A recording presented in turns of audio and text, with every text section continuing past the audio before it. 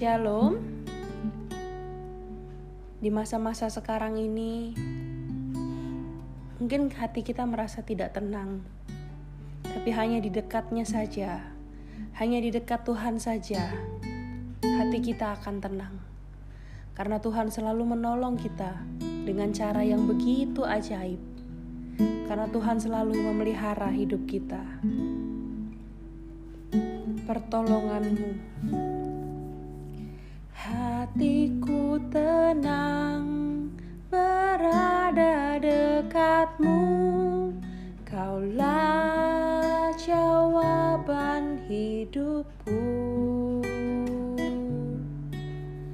Hatiku tenang berada dekatmu, Kau yang pelihara hidupku. Pertolonganmu begitu ajaib, Kau telah memikat hatiku.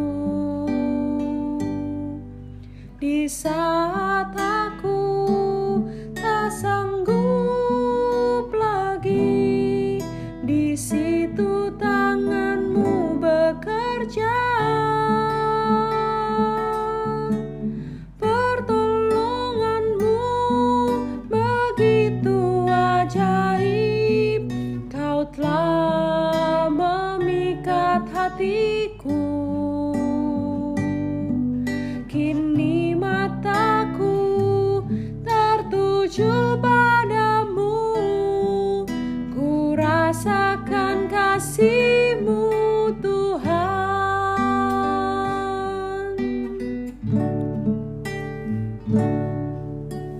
Hatiku tenang berada dekatmu, Kaulah jawaban hidupku.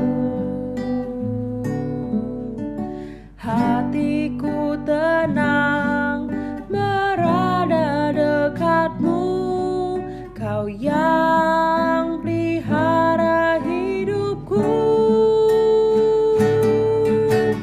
Pertolonganmu begitu ajaib, Kau telah memikat hatiku. Di saat aku tak sanggup lagi, di situ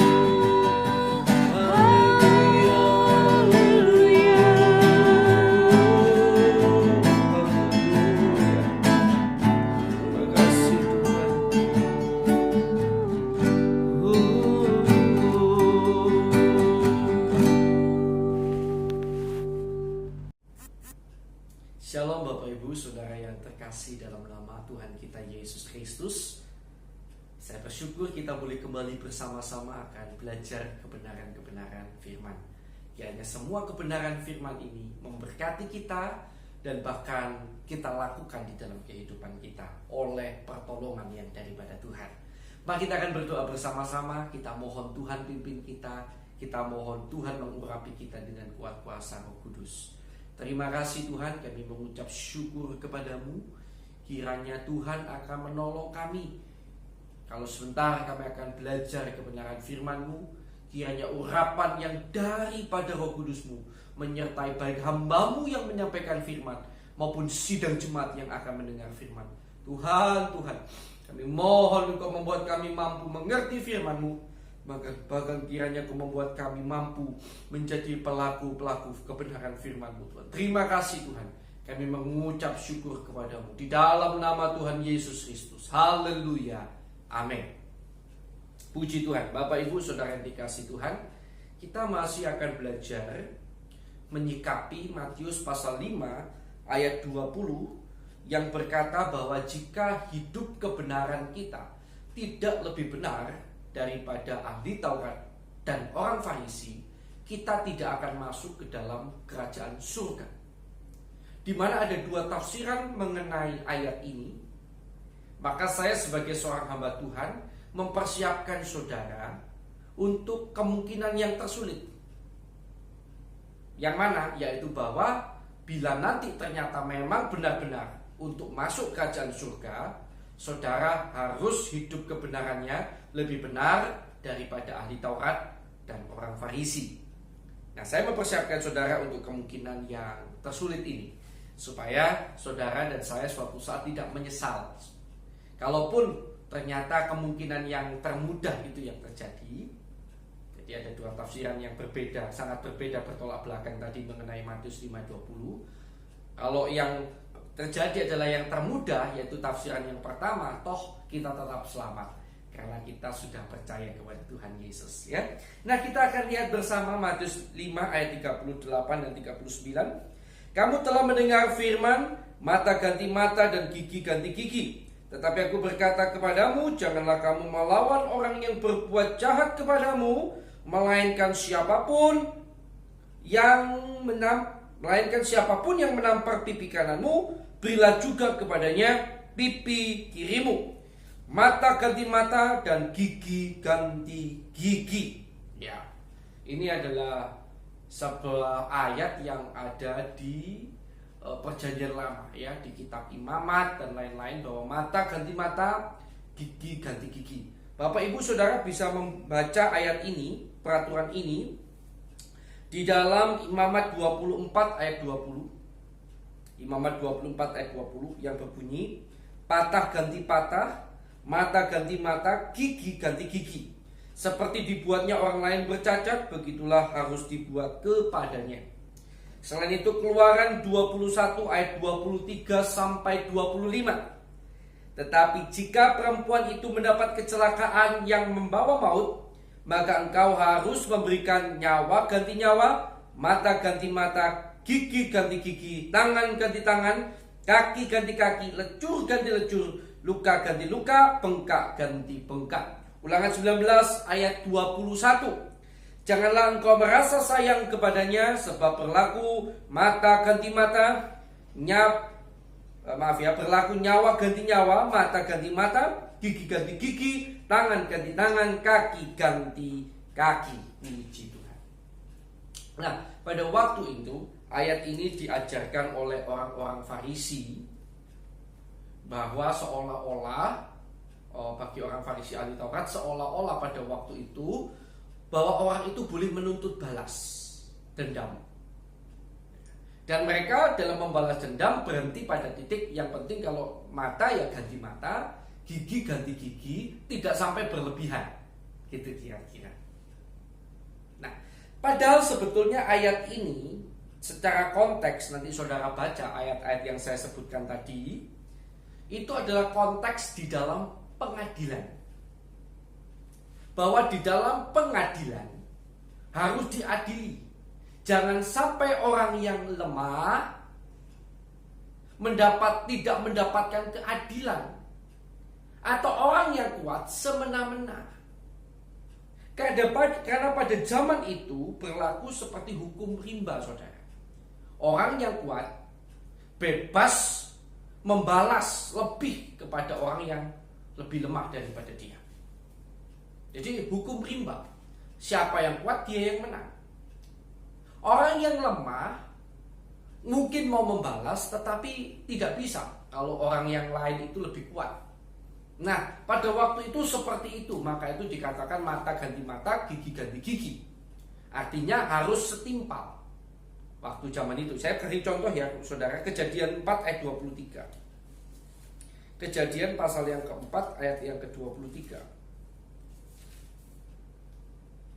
Berkatalah Lamek kepada kedua istrinya itu, Ada dan Sila, dengarkanlah suaraku. Hai istri-istri Lamek, pasanglah telingamu kepada perkataanku ini. Aku telah membunuh seorang laki-laki karena ia melukai aku, membunuh seorang muda karena ia memukul aku sampai bengkak. Ayat 24 lebih jelas. Sebab jika Kain harus dibalaskan 7 kali lipat, maka Lamek 70 kali lipat.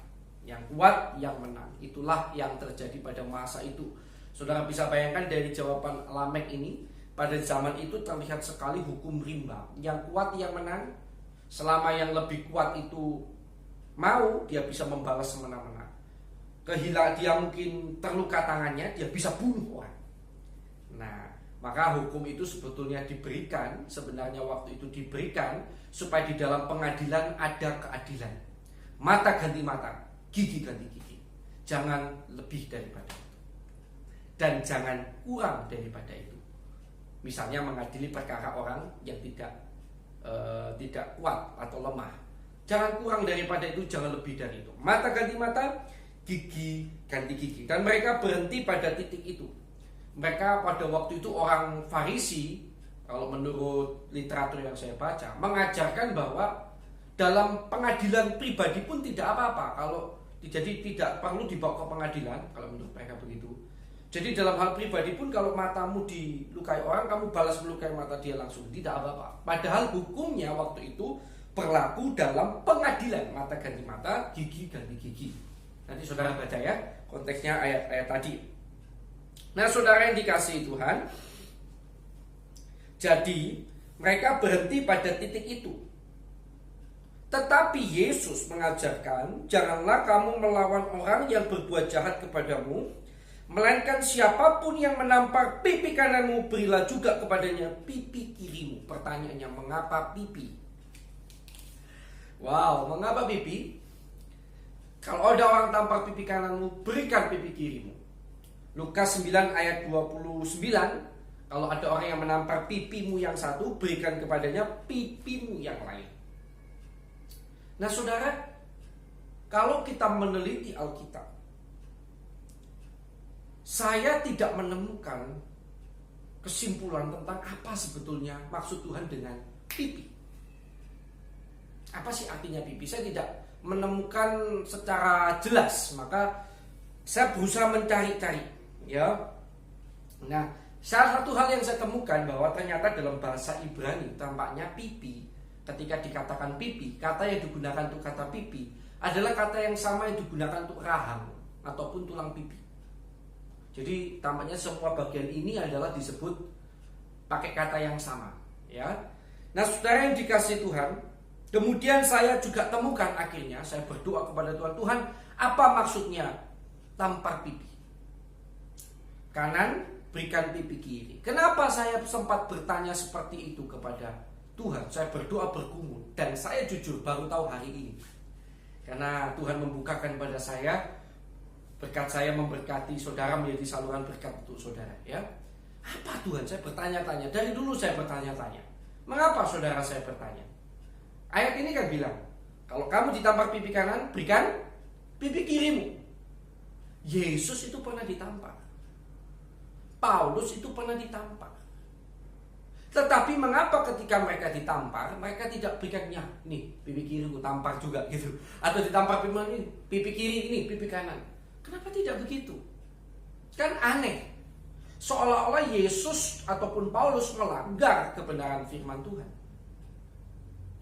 Ya, kalau Paulus, ya bisalah Paulus ada salah, namanya manusia. Tetapi Yesus, kan aneh. Itu artinya di alam berpikir saya memahami ini pasti kode. Pipi yang dimaksud oleh Yesus pasti bukan pipi dalam arti yang sebenarnya. Kalau pipi dalam arti yang sebenarnya, pasti Yesus akan menjadi orang yang pertama yang melakukan hal itu. Karena Yesus bukan manusia. Dia adalah Allah 100%, manusia 100%. Apa yang dia katakan selalu dia kerjakan. Dia mengatakan mustahil berbohong, ya. Dia mustahil berkata sesuatu yang bohong. Nah, saudara dikasih Tuhan, karena itu menjadi sebuah pertanyaan bagi saya. Tetapi kemudian saya mendapatkan hikmat dari Tuhan. Saya tidak menemukan apa itu pipi. Tapi kemudian saya mencari-cari kebenaran firman, saya menggali terus, dan Tuhan memberikan hikmat. Di dalam Alkitab, mengapa seseorang pipinya ditampar? Kenapa ya? Kalau di dalam dunia ini orang ditampar pipinya, karena yang menampar ini seringkali menganggap orang yang ditampar ini bicaranya kurang ajar, kan kira-kira begitu, atau salah bicara. Bicara kurang ajar maka ditampar, mulutmu tuh apa gitu kira-kira. Nah, ternyata di dalam Ibrani juga budaya Israel juga sama, budaya Yunani juga sama. Jadi kemudian pertanyaannya adalah, siapa yang seringkali di dalam Alkitab dicatat ditampar pipinya? Saya menemukan bahwa ternyata yang ditampar itu justru hamba-hamba Tuhan, yang tercatat ditampar pipinya. Coba kita lihat 1 Raja-Raja 22 ayat 24. Kita lihat 1 Raja-Raja 22 ya. Oke. Ayat 24. Kita lihat sama-sama. Sesudah itu tampillah Zedekia bin Kenaana, ditamparnyalah pipi Mika. Mika ini nabi Tuhan, serta berkata, mana boleh roh Tuhan pindah daripadaku untuk berbicara kepadamu. Ya, mengapa dia sampai ditampar? Dia sampai ditampar itu Bapak Ibu bisa lihat ayat 13 sampai 14 lebih dulu. Surat yang pergi memanggil Mika itu berkata kepadanya, ketahuilah nabi-nabi itu, termasuk tadi Zedekia bin Kenaana, sudah sepakat meramalkan yang baik bagi raja. Perhatikan, nubuatnya hasil kesepakatan meramalkan yang baik bagi raja. Hendaklah engkau juga berbicara seperti salah seorang daripada mereka dan meramalkan yang baik. Tetapi Mika menjawab, demi Tuhan yang hidup, sesungguhnya apa yang akan difirmankan Tuhan kepadaku, itulah yang akan ku katakan. Luar biasa. Dan akhirnya betul, Mika menyampaikan firman Tuhan. Dan karena dia menyampaikan firman Tuhan yang berbeda dari para nabi-nabi yang lain, dan berbeda dari keinginan raja, maka sedikit tampar Mika. Kurang ajar, kira-kira seperti itu. Kita lihat nabi Tuhan ditampar. Mengapa dia ditampar? Karena dia memberitakan kebenaran. Nah, demikian juga silakan nanti Bapak Ibu lihat juga tentang Yesus juga pernah ditampar. Yohanes 18 ya. Yang tadi saya katakan, Yesus ditampar, tetapi Yesus tidak berikan pipi yang satunya.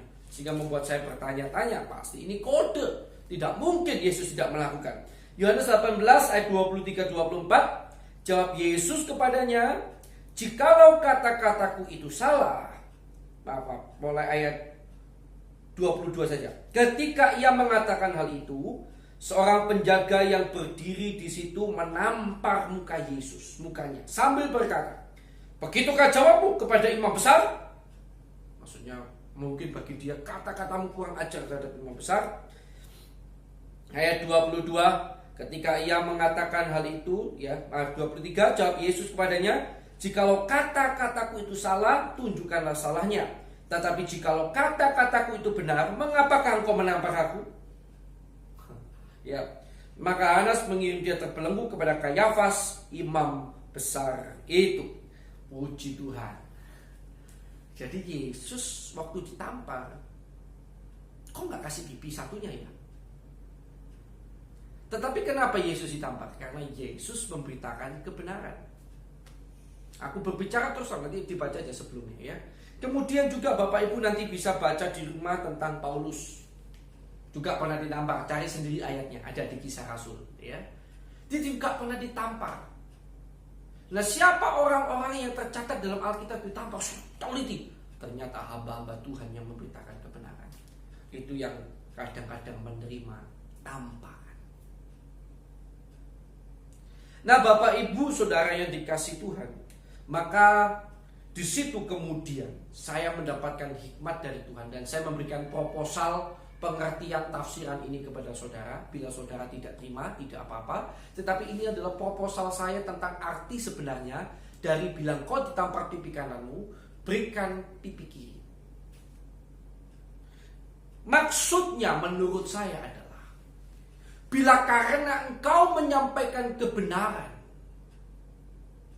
maka engkau menerima tamparan, engkau menerima perlakuan yang tidak baik, engkau menerima perlakuan yang tidak menyenangkan, jangan membalas, tetapi tetaplah beritakan kebenaran, walaupun resikonya pipimu yang satu pun akan ditampar, bahkan akan lebih berat lagi. Kenapa kok saya katakan bisa lebih berat lagi? Karena ada salah satu tafsiran yang mengatakan bahwa kalau orang itu menampar, zaman itu menampar pakai punggung tangan, itu menunjukkan penghinaan yang 2 kali lipat. Ya, ada tafsiran yang seperti itu. Jadi kalau ditampar pipi kanan, coba bayangkan ya, atau tampar pipi satunya, paf gitu, ya, terus dia tampar pakai punggung tangan, menunjukkan bahwa ini penghinaan. Ketika pakai punggung tangan ini adalah penghinaan yang 2 kali lipat. Nah, saudara yang kasih Tuhan, jadi kita lihat di sini sekali lagi apa yang dimaksud oleh Yesus dengan bilang kau ditampar pipi kanan, berikan pipi kiri. Dan mengapa Yesus sendiri tidak melakukan yang sama, tetapi Yesus justru menjawab malahan, bukan memberikan pipi yang satunya. Mengapa? Mengapa Paulus juga tidak memberikan pipi yang satunya? Nanti saudara baca. Tapi dia memberikan jawaban. Mengapa Mika juga tidak memberikan pipi yang satunya? Ya, kalau Mika memang hidup zaman sebelum Yesus ya. Pak Yesus dan Paulus saja deh. Yang Bapak Ibu coba lihat. Mengapa? Karena ternyata menurut saya arti dari bilang kau ditampar pipi kananmu, berikan pipi kirimu sekali lagi adalah, bila karena engkau mengatakan suatu kebenaran, maka engkau mendapat perlakuan yang tidak menyenangkan. Engkau dianggap kurang ajar, engkau dianggap tidak baik, engkau dianggap justru apa yang ya tidak semestinya lah ya. Kalau saudara diperlakukan tidak semestinya, maka saudara tidak boleh berhenti menyatakan kebenaran, sekalipun pipi satunya harus saudara siapkan untuk ditampar lagi. Wow. Saudara dan saya tidak boleh membalas, tetapi saudara dan saya tidak boleh berhenti menyatakan kebenaran. Tidak boleh membalas, tetap menyatakan kebenaran. Resikonya apa? Ada, ditampar lebih lagi. Hanya karena menyatakan sesuatu yang tidak ingin didengarkan oleh banyak orang. Ya, seperti Mika. Memang hamba-hamba Tuhan yang benar itu seringkali justru menderita aniaya, karena yang disampaikan seringkali tidak sesuai dengan apa yang ingin didengarkan oleh jemaat. Ya, semoga tidak terjadi ya di Indonesia atau di berbagai tempat yang lain. Nah, saudara dikasih Tuhan, jadi sekali lagi seperti Mika, seperti Yesus, saya akan mengajak saudara untuk terus mengatakan kebenaran. Kalau kemarin kita belajar tentang ya di atas ya, tidak di atas tidak, hari ini dikuatkan lagi, katakan kebenaran, berkatalah jujur. Sekalipun kata-kata yang jujur, kata-kata kebenaran itu tidak menyenangkan, sekalipun kata-kata itu akan membuat saudara menerima perlakuan yang buruk, jangan berhenti berkata jujur. Siapkan pipimu yang lain. Bila memang harus ditampar oleh karena kebenaran, izinkan hal itu terjadi. Pembalasan adalah haknya Tuhan. Engkau tidak boleh menuntut balas. Tugas saya dan saudara hanya satu, menyuarakan kebenaran, terus berkata jujur, terus berkata benar. Semoga firman ini memberkati saudara, membuka pikiran dan hati saudara, tentang apa maksud sebenarnya tentang bilang kau ditampar pipi kananmu, berikan pipi kirimu. Dan dalam Lukas 9 ayat 29, bilang kau ditampar pipimu yang satu, berikan pipimu yang lain. Artinya bisa pipi kanan atau pipi kiri, tidak dipermasalahkan dalam hal ini. Nah, saudara kasih Tuhan, semoga Tuhan memberkati saudara, terus menyuarakan kebenaran, terus berkata jujur, sekalipun untuk itu konsekuensinya berat. Tapi jangan pernah berhenti berkata jujur, jangan pernah berhenti berkata kebenaran. Jangan membalas juga, karena pembalasan adalah haknya Tuhan. Orang Farisi ahli Taurat berhenti pada mereka membalas mata ganti mata, gigi ganti gigi. Tetapi Tuhan mengajarkan saya dan saudara, sekalipun kamu tidak salah, sekalipun kamu tidak bersalah karena kamu mengucapkan kebenaran. Dan untuk itu kamu harus menderita, kamu harus dipukul, kamu harus ditampar. Jangan membalas, tetap beritakan kebenaran sambil siapkan pipimu yang lain. Tanda kutip ya, pipi yang lain itu maksudnya diperlakukan lebih buruk lagi. Jangan takut. Tuhan Yesus memberkati. Kiranya kita hidup benar-benar dalam kebenaran firman Tuhan. Demikianlah hidup kebenaran yang lebih benar daripada orang Farisi dan ahli Taurat dalam hal mata ganti mata, gigi ganti gigi. Besok kita akan lanjutkan lagi dalam yang lainnya. Tuhan Yesus memberkati saudara. Mari kita akan berdoa bersama-sama, saudara yang dikasihi Tuhan. Terima kasih Bapak, Kau baik sekali bagi kami. Engkau telah memberitakan firman-Mu bagi kami untuk memberkati kami. Terima kasih Tuhan. Kiranya benar-benar Tuhan menguatkan kami untuk kami tetap mampu berkata jujur, memberitakan kebenaran. Bahkan ketika karena itu misalnya kami menerima perlakuan yang tidak baik, biarlah kami mampu untuk menahan diri kami dari membalas, dan mampu untuk tetap memberitakan kebenaran-Mu tanpa takut. Sungguh tidak mudah dan sungguh berat Tuhan. Secara manusia ini berat, tetapi kami percaya Roh-Mu akan menolong kami. Kami tidak mampu, tetapi bersama-Mu kami akan mampu. Hanya Roh Kudus menolong kami, menolong sidang jemaat-Mu semuanya, sehingga kami boleh terus menyampaikan kebenaran, menyampaikan apa yang jujur, benar, dan berkenan di mata Tuhan dalam segala resiko konsekuensi apapun. Dalam nama Tuhan Yesus Kristus. Haleluya. Amin. Tuhan Yesus memberkati saudara.